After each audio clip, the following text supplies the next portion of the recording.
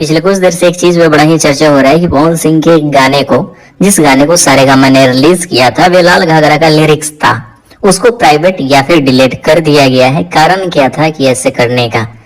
बहुत सारे लोग मन में डाउट चल रहा होगा। चलो आज के वीडियो में क्लियर करते हैं। उससे पहले यार चैनल को सब्सक्राइब करो ताकि ऐसे ही अपडेट मिले सबसे पहले। देखो, पवन सिंह का एक गाना वेब म्यूजिक पर रिलीज हुआ था 3 सप्ताह पहले।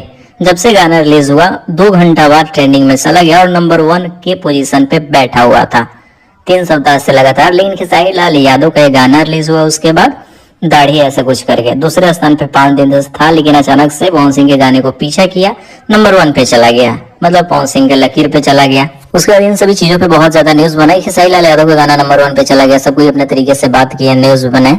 लेकिन सबको ये भूल रहे थे कि पीछे से पवन सिंह का गाना भी ट्रेंड कर रहा है, जो कि बस कुछ घंटा में खेसारी लाल यादव के गाने को नंबर 1 पोजीशन से हटा देगा। ये था सारेगामा हम भोजपुरी का लिरिक्स लाल घाघरा सॉन्ग। लेकिन अचानक से सॉन्ग गायब हो गया, खलबली मच गया कि भाई अचानक से कैसे ट्रेंडिंग से हट सकता है। फिर सारेगामा के लिंक पे क्लिक करने के बाद पता चला कि वीडियो को प्राइवेट कर दिया है सारेगामा हम भोजपुरी ने। मतलब इतना ज्यादा डर कि ट्रेंडिंग से हट जाएगा खेसारी लाल यादव का गाना, ऐसे तो भोजपुरी आगे नहीं बढ़ेगा।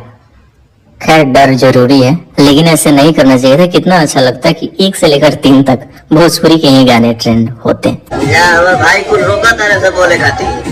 वैसे इन सभी बातों पे आप सब क्या सोचते हो? कमेंट्स बॉक्स खुला हुआ है, खूब लिखो, जितना हो सके लिख सकते हो। और इंस्टाग्राम का लिंक वीडियो के डिस्क्रिप्शन में डाल दिया है, तो वहाँ पे भी बहुत सारा जानकारियां मिल सकता है।